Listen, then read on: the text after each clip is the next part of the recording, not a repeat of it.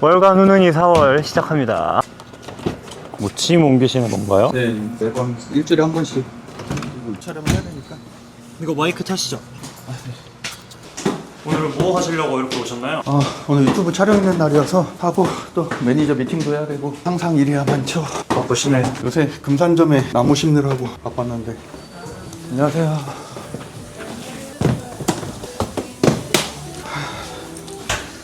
2시간 촬영할게요. 오늘 갑작스레 촬영하시네요. 매달 하긴 하는데 지금 이번 달도 하긴 해야 되니까. 점심 드셨어요? 아니요. 저도 못 먹었어요. 제 유일한 쫓기가 보통 사월인데 어떻게 요새 잘 살고 계십니까?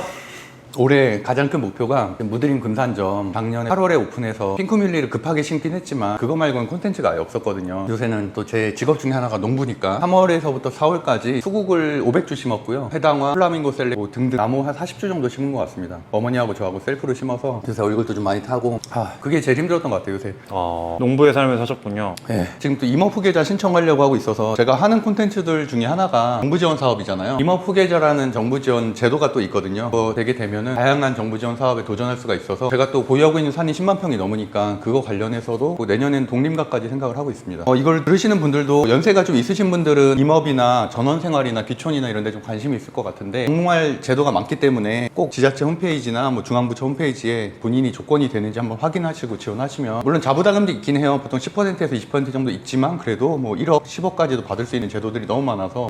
그러면 요새 또 주식은 어떠신가요? 3월 달에는 상당히 힘든 장이었고 저도 변동성이 너무 크기 때문에, 근데 4월은 예측한 대로 방향성이 그대로 흘러가고 있어서 제가 3월에 하락 3파 이후에 횡보, 그다음에 4월 실적 시즌에 불파 이렇게 예측을 했었잖아요. 그래서 그 내용 그대로 시나리오대로 흘러가고 있어서 대응하기는 훨씬 더 수월해졌습니다. 삼성전자도 지금 거의 68조 정도 어닝 서프라이즈가 나왔고, SK하이닉스 이제 다음 주에 발표하는데 그것도 너무 잘 나올 것 같고, 계속 말씀드리다시피 이제 전쟁에 대한 리스크는 우리가 러시아 우크라이나 전쟁 경험해왔잖아요. 점점 줄어들고 결국엔 본질인 실적이 모든 것을 방향을 결정하기 때문에 이제 실적 시즌 시작했잖아요.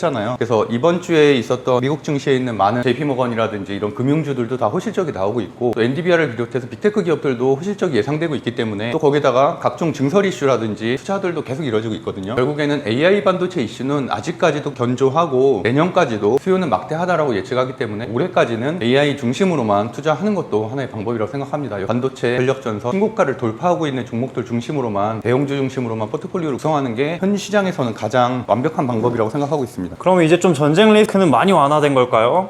그렇다고 봐야죠. 여지는 있을 수 있겠지만 지금 이란도 그렇고 미국도 그렇고 4일째 공격을 서로 안 하고 있잖아요. 미국 입장에서도 중간 선거를 앞두고 있는데 더 이상 미국 내 여론이 탄핵까지 얘기가 나오고 있는 상황이어서 당연히 더 끌고 갈 수 없는 상황이고, 보여줄 수 있는 만큼 보여줬다고 생각을 하고 있어요. 지금 2주간 휴전 기간이긴 한데 결국에는 저는 종전까지는 모르겠지만 그 안에서 절충안이, 뭐 우라늄 농축 관련해서 절충안이 이루어져서 마무리가 될 거라고 저는 생각하고 있습니다. 그렇게 된다면 오늘도 지금 고점 트라이를 하고 있는데 당연히 이번 달 안에 6200 다시 정고점 돌파할 거라고 보고 있습니다. 결혼하시잖아요. 다이어트 안 하세요? 다이어트요. 그래서 제가 바닐라 시럽을 넣지 않았어요. 바닐라잖아요. 네? 이 카페라떼입니다. 안 그래도 내일 제가 촬영하려고 하는 게 여기다 체중계 놓고서 제가 이거 비만 이거 한번 하려고 하거든요. 그래서 비포 애프터 한 3개월 후로 100일 후에 제가 웨딩 촬영하니까 그때까지는 제가 지금 힘 주고 있는데 힘 살짝 안 주고 힘 안 주면 장난 아니죠.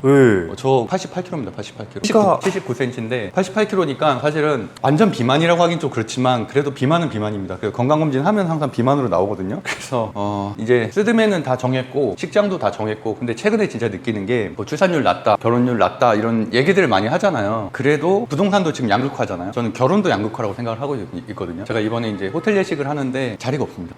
자리가 없어서 지금 거의 식대가 한 23만 원 정도 하거든요. 근데도 300명 이상으로만 계약을 해야 되고, 그리고 거의 한 내년 한 2월, 3월까지도 거의 풀로 꽉 찼기 때문에 지금 인기 있는 라움이라든지 이런 것들은 이미 한 6개월치가 꽉 차 있는 경우들도 많아서 일요일 저녁 시간이나 이런 거 인기 없는 시간대 아니면은 결혼도 하기가 힘든 상황이에요. 그래서 그만큼 누군가는 결혼을 뭐 피하기도 하고 못 한다는 얘기들도 있긴 한데, 실제로 정말 뭐 인기 있는 예식장들은 항상 사람이 줄 서 있는 거니까 하려는 사람들은 사실 줄 서 있다고 생각을 해요. 더 좋은데, 더 화려한 데서 하려는 사람들은 정말 수요가 끊임없이 있어서 그런 거 준비하면서도 좀 이런저런 생각이 좀 들더라고요. 그리고 생각보다 그런 생각이 들었어요. 이게 결국에는 식장비만 해도 1억이 넘잖아요. 그렇게 따지면 결국엔 돈이 없어서 못하는 사람들도 분명히 나타날 수 있겠다. 물론 예전에도 제가 제 친구들 호텔 예식하는 애들 가봤을 때 한 12만 원 원, 13만 원 했었거든요. 한 5, 6년 전에. 근데 지금 대부분 다 20만 원 넘어요. 그렇게 따지면은 사실 축의금 내봐야 10만 원, 15만 원 낼 텐데, 그러니까 뭐 결국에는 다 마이너스인 거잖아요. 대부분의 뭐 진짜 뭐 지인들 50만 원씩 내는 애들 빼놓고는. 그렇게 따지면은 사실은 진짜로 뭐 최소한 5천만 원 이상 여유 자금이 있어야지 결혼식도 호텔에 살 수 있는 거라서 좀 그런 거 생각하면 조금 이상한 것 같아요. 당장 뭐 돈 5천만 원, 1억이 없는 사람들 얼마나 많겠어요. 특히나 20, 30대들 중에서는. 그런 사람들은 진짜 그런 이유가 부담이 돼서 결혼을 할 수가 없겠다. 결혼식 자체도 할 수 없겠다라는 생각이 좀 들더라고요. 그러니까요. 그러니까 일단 축하드리고요. 일단 축하는 뭐예요? 왜냐면 이 질문을 할 거라서. 그 집 사셨나요?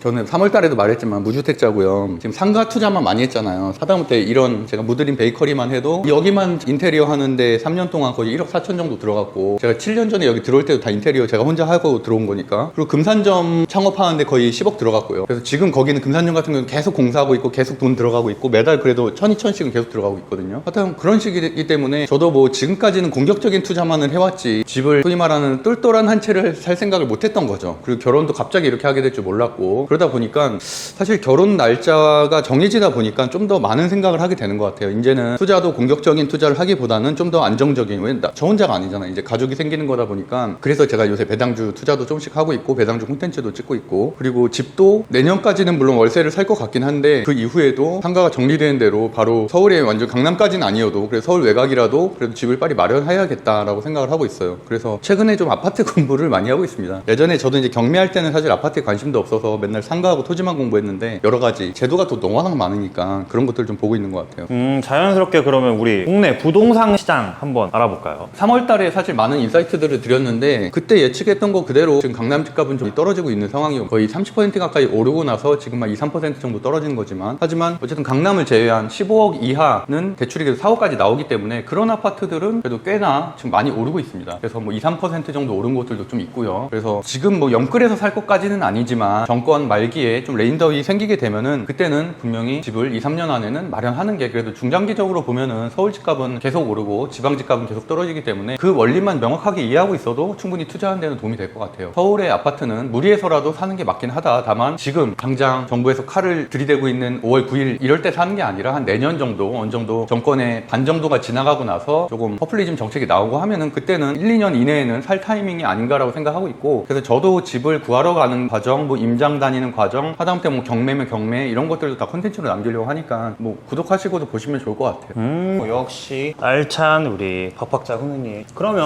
이번에는 3040 분들이 요새 재테크 관심 많으시잖아요. 근데 방금 주식이랑 이제 부동산 말씀해 주셨는데 지난번에 유튜브 같은 거 추천해 주셨잖아요. 유튜브 현재 현황 아직 시작해도 괜찮을까요? 너무 지금 레드오션 아닌가 싶은데.